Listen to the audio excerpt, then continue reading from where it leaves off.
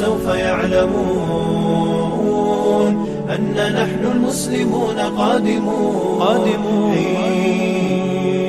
نرفع الرايات. إن الحمد لله والصلاة والسلام على رسول الله أما بعد. আজ 17ই রমাদান, আজ ইয়মুল ফুরকান, গাজওয়ায়ে বদরের দিন। মুসলিম উম্মার হৃদয়ে এই দিন আপন মহিমায় সমুজ্জ্বল। বদর মুমিনের প্রেরণা, বদর মুমিনের চলার পথের পাথেয়, বদর মুসলিম উম্মার বিজয়ের পথ। বদরের পথ ধরি উম্মা বরাবরই বিজয়ের দিকে হেঁটেছে, মাথা উঁচু করে দাঁড়িয়েছে, সকল জুলুম ও বর্বরতার লাগাম টেনে ধরেছে। ইতিহাস সাক্ষী, উম্মার জীবনে যখনই বিপর্যয় এসেছে, বদরের পথ থেকে বিচ্যুত হওয়ার কারণে এসেছে। ইতিহাসের বাঁকে বাঁকে বদরের পথ ধরেই মুসলিম উম্মা সম্মান, মর্যাদা ও নেতৃত্বের আসনে সমাসীন হয়েছে। ইয়ারমুক, কাদেসিয়া, হিত্তিন, আইনে জালুত, বদরের নতুন নতুন সংস্করণ। প্রিয় ভাই, মুসলিম উম্মা আজ পরাজিত, নিপীড়িত ও নির্যাতিত। আরাকান, কাশ্মীর, ফিলিস্তিন, সিরিয়া, ইয়েমেন, পূর্ব তুর্কিস্তান সহ গোটা পৃথিবী আজ মুসলিমদের রক্তে রঞ্জিত। এই করুণ সময়ে মুসলিমদের ঘুরে দাঁড়ানোর জন্য প্রয়োজন আরও একটি বদরের, কারণ বদরের পথই উম্মার মুক্তি ও উত্থানের একমাত্র পথ। এই পথই রাসূল সাল্লাল্লাহু আলাইহি ওয়াসাল্লাম আমাদের দেখিয়ে গেছেন। কিন্তু অত্যন্ত দুঃখের সঙ্গে বলতে হয়, আজ আমরা সেই বদরকেই ভুলে গেছি। বদরের জন্য আমরা প্রস্তুতি নেব তো দূরের কথা, আমাদের আলোচনা থেকেও বদর আজ বিদায় নিয়েছে। রাসূল সাল্লাল্লাহু আলাইহি ওয়াসাল্লামের অনুসৃত পথ ই'দাদ ও জিহাদ ফি সাবিলিল্লাহর পরিবর্তে গণতন্ত্র ও সমাজতন্ত্রের মতো কুফরি সিস্টেমের মাধ্যমে আমরা ইসলাম কায়েম করার ব্যর্থ চেষ্টা করে যাচ্ছি যুগ যুগ ধরে। ফলে এক শতাব্দীকাল ধরে আমরা কাফিরদের পদতলে পিষ্ট হচ্ছি। প্রিয় ভাই, একটু চিন্তা করে দেখুন, রাসূলুল্লাহর পথ ছেড়ে মুসলিম উম্মাহ কিভাবে তার হারানো সম্মান ও মর্যাদা ফিরে পাবে।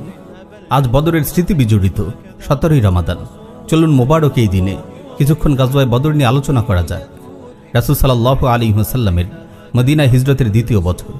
ততদিনে রাসূল সাল্লাল্লাহু আলাইহি ওয়াসাল্লাম মুসলিমদের সাথে নিয়ে মদিনার রাজনৈতিক পরিস্থিতি অনেকটা গুছিয়ে এনেছেন। এবার তিনি মক্কার কাফিরদের সঙ্গে বোঝাপড়ার দিকে মনোযোগী হলেন।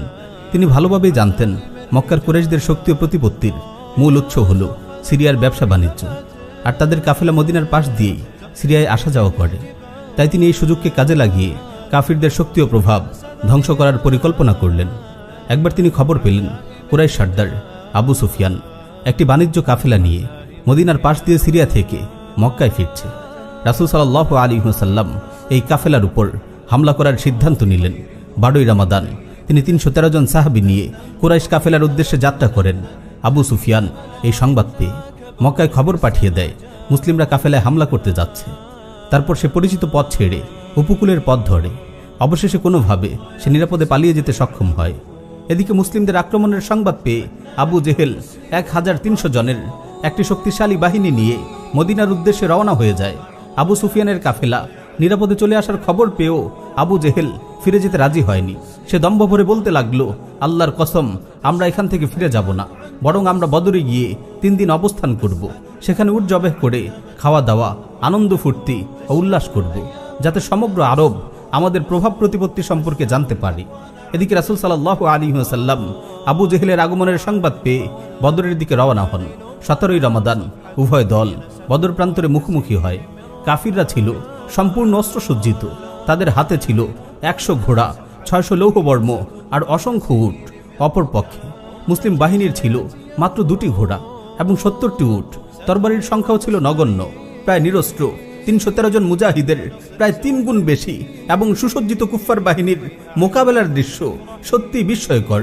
কাফিরদের বিপুল সেনা সমাবেশ ও শক্তিশালী যুদ্ধ প্রস্তুতি দেখে রাসূল সাল্লাল্লাহু আলাইহি ওয়াসাল্লাম খুবই বিচলিত হয়ে পড়েন।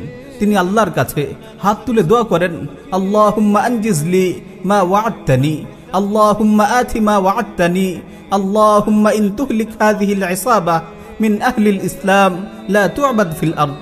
হে আল্লাহ, আপনি আপনার প্রতিশ্রুতি বাস্তবায়ন করুন, আমাকে যেই ওয়াদা দিয়েছেন তা পূর্ণ করুন।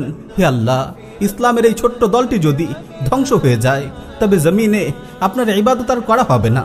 হে আল্লাহ, ইসলামের এই ছোট্ট দলটি যদি ধ্বংস হয়ে যায় তবে জমিনে আপনার ইবাদত করার মতো আর কেউ থাকবে না। রাসূল সাল্লাল্লাহু আলাইহি ওয়াসাল্লাম বারবার এই দোয়া করতে থাকেন, আল্লাহর কাছে রোনাজারি করতে থাকেন। তিনি এতটাই বেকুল হয়ে পড়েন যে তার কাঁধের চাদর পর্যন্ত পড়ে যায়।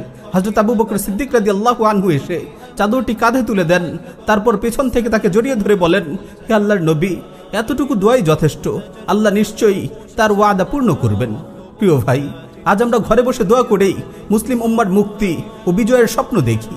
মাঝে মাঝে অল্প সময় দোয়া করেই মনে করি আমাদের দায়িত্ব শেষ, ইরদাদ ও জিহাদের কথা আমাদের মনেই আসে না। ভাই আমার, যদি কেবল ঘরে বসে দোয়ার মাধ্যমেই কাফিরদের থামানো যেত, তাহলে রাসূল সাল্লাল্লাহু আলাইহি ওয়াসাল্লাম কেন এত কষ্ট করলেন? মুষ্টিমেয় কয়েকজন নিরস্ত্র সাহাবী নিয়ে কেন হাজারো অস্ত্রসজ্জিত কাফিরদের বিরুদ্ধে ঝাঁপিয়ে পড়লেন? মনে রাখবেন, মুসলিমদেরকে কাফিরদের মুখোমুখি দাঁড় করিয়ে দিয়েই রাসূল সাল্লাল্লাহু আলাইহি ওয়াসাল্লাম দোয়া করেছিলেন। অবশেষে লড়াই শুরু হয়ে গেল। মুসলিমদের জন্য নেমে এলো আসমানি সাহায্য। মুজাহিদরা বীরত্বের সঙ্গে লড়াই চালিয়ে গেলেন।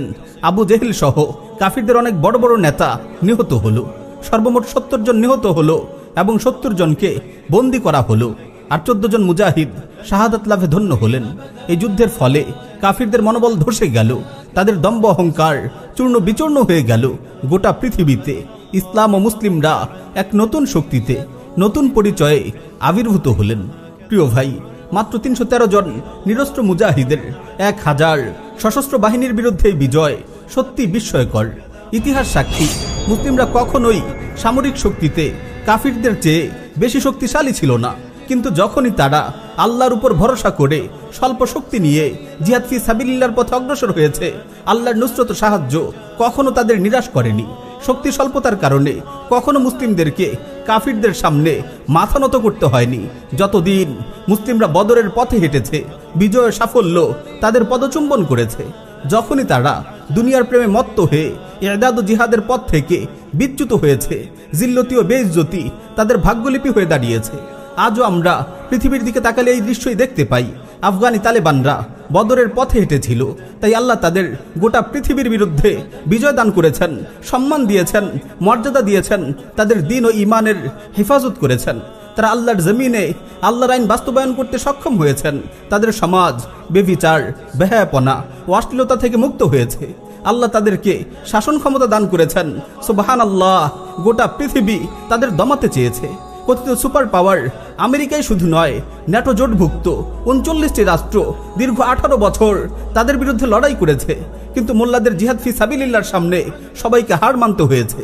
আজও যারা মুসলিম সমাজে বিভিন্ন অজুহাত ও বিভ্রান্তি ছড়ান, আমাদের শক্তি নেই, আমাদের খিলাফা নেই, আমাদের ভূমির মালিকানা নেই, আমাদের আমির নেই, তাদের জন্য আফগানের বিজয় থেকে শেখার আছে অনেক কিছু। প্রিয় ভাই, আজ মুসলিম উম্মাহ এক সম্ভাবনাময় যুগ সন্ধিক্ষণে এসে উপনীত হয়েছে।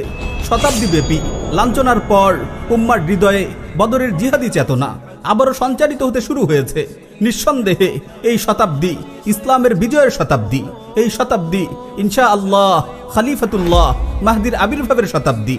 খোরাসানের অবিস্মরণীয় বিজয়, সিরিয়া ও ইয়েমেনে আল্লাহর সৈনিকদের বিস্ময়কর উত্থান, সোমালিয়া ও মালিতে জানবাজ মুজাহিদদের দাপট পরাক্রম, আর ভারতীয় উপমহাদেশে ইরদাদ ও জিহাদি চেতনার এক অভূতপূর্ব বিস্ফোরণ মুসলিম উম্মার পুনরুত্থানকে সম্ভাবিত করে তুলেছে। পরিবর্তিত বিশ্ব পরিস্থিতি বারবার আমাদের একই বার্তা দিয়ে যাচ্ছে। ইনশাআল্লাহ ইসলামের এই বিজয় অভিযানে আমরা সবাই অংশগ্রহণ করার সৌভাগ্য অর্জন করব। পরিশেষে দোয়া করি, আল্লাহ তাআলা আমাদের সবাইকে বদরের পথে পরিচালিত করুন। কুফরি গণতন্ত্রের ধোঁকা ও গুমরাহি থেকে আমাদেরকে হেফাজত করুন। ইরদাদ ও জিহাদের এই আন্দোলনে অংশগ্রহণ করার তৌফিক দান করুন। আমিন ইয়া রাব্বাল আলামিন।